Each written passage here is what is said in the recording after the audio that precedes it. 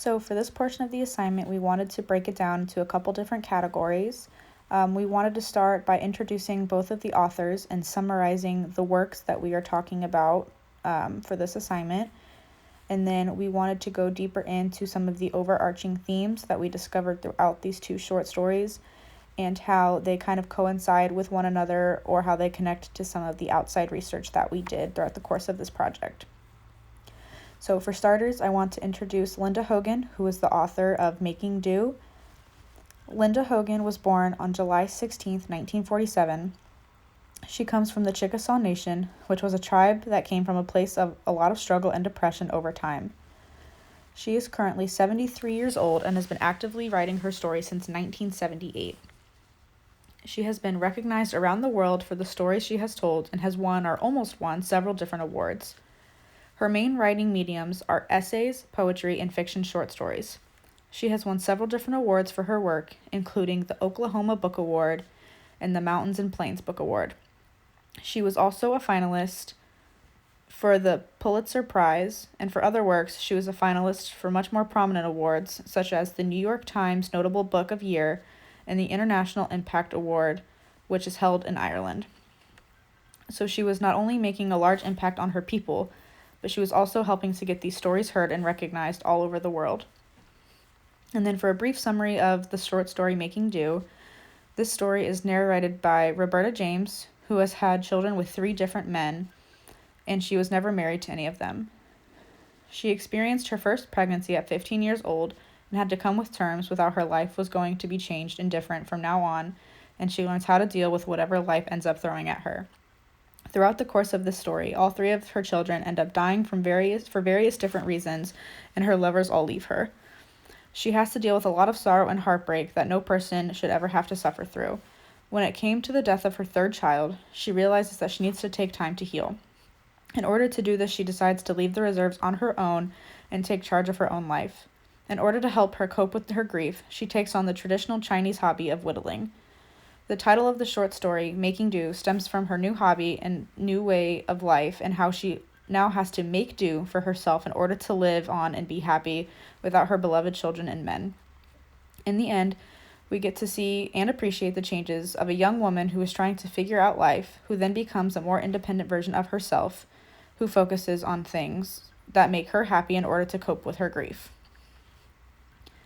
And now for a quick introduction of Barry Millican and a brief summary of his short story Run. Barry Millican, the author of Run, was born in 1944 on the Kettle Point Reserve on Lake Huron. He currently resides in Ontario, Canada, and is affiliated with the Ojibwe tribe. Millican's story Run is a coming-of-age tale about a 15-year-old boy, Peter, who waffles between leaving home or staying with his family. He lives with his depressed mother, his possibly alcoholic sister, her boyfriend, and their son. The family, specifically Peter, struggles to accept the loss of the father who died of alcoholism. Instead of supporting each other and openly talking about their feelings, the family slowly falls into a pit of sorrow and isolation.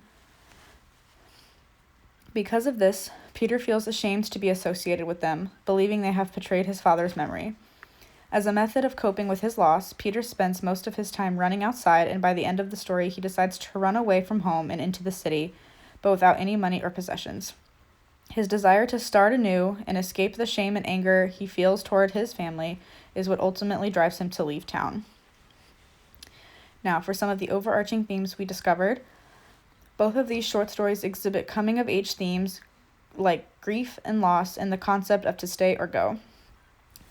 Each narrator struggles with the loss of loved ones and whether or not they should flee their homes and past lives. This is a common theme among Native American youth today. Many young people living on reservations wish to escape poverty, therefore they relocate to urban areas in search of better opportunities. However, studies have shown that despite earning a living and becoming successful in the cities, Native American youth tend to return home, never fully abandoning their backgrounds and identities. So for the first overarching theme, the coming of age or to stay or go, we said, in Making Do, we see a girl who became a mother at a very young age and had to deal with the loss of all 3 of her children in various different ways. Not only that, she had to deal with all of her loved ones leaving her as well. Throughout the story, she takes us on her journey of how she decides to leave her reservation to become happier, more independent woman while struggling with the heartbreaking grief. She finds a new hobby that keeps her happy and distracted and uses it as a coping mechanism and focuses a lot of her time on that. By doing this, she is able to learn how to make a new life for herself. As I mentioned in the short summary, we see how quickly Roberta had to grow up and deal with her new life as a young mother, how she had to deal with all the tragic losses in her life, and how she had to leave the reserves to find herself, and how those things helped to shape her into the new independent person that she ended up being. At the end of Run, Peter makes a huge decision to start a new life and abandon what he had on the reservation. In order to escape shame, sorrow, and guiltiness, he chooses to leave behind everything he knows and owns, quite literally, as he runs to the city with nothing but the clothes on his back. In this short story, we watch Peter quickly grasp his feelings and understand that he must flee in order to prevent his anger and shame from overpowering him.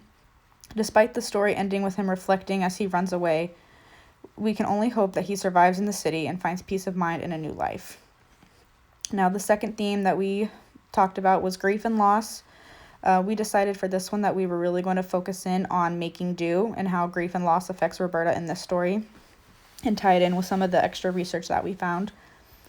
A very prominent theme in Making Do is the concept of grief and loss and learning to survive after the passing of loved ones.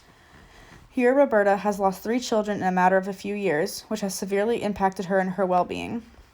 As tied into the coming-of-age theme, Roberta finally learns that she must find a way to heal and cope with her pain, so she must make do. The story's narrator, Roberta's sister, allows the reader to catch a glimpse of Native American women and the ways that they deal with the pain and grief, stating that us Chickawas have lost so much, we hold on to everything. Even our muscles hold on to the aches. We love our lovers long after they are gone, better than when they were present.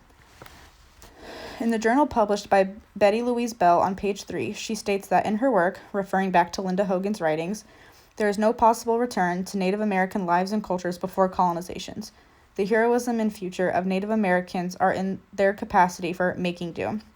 By Bell saying this, she is basically saying that despite all the trauma and loss that Native Americans have gone through over the last several decades, between losing their land and feeling like they have lost touch with their culture, their future lies in their ability for making do, or making the most of a bad situation by using what they still have to make it the best outcome possible. This ties into the short story, which also happens to be titled Making Do, because Roberta is faced with a lot of tough obstacles in her life, and she has to find a way to keep pushing on. She finds some sort of happiness in all the gray through her new whittling hobby, and makes the most of the bad situation by finding something to pass the time. By doing this, she is simply making do with the cards that she was dealt, just like Native Americans have been doing for years and years.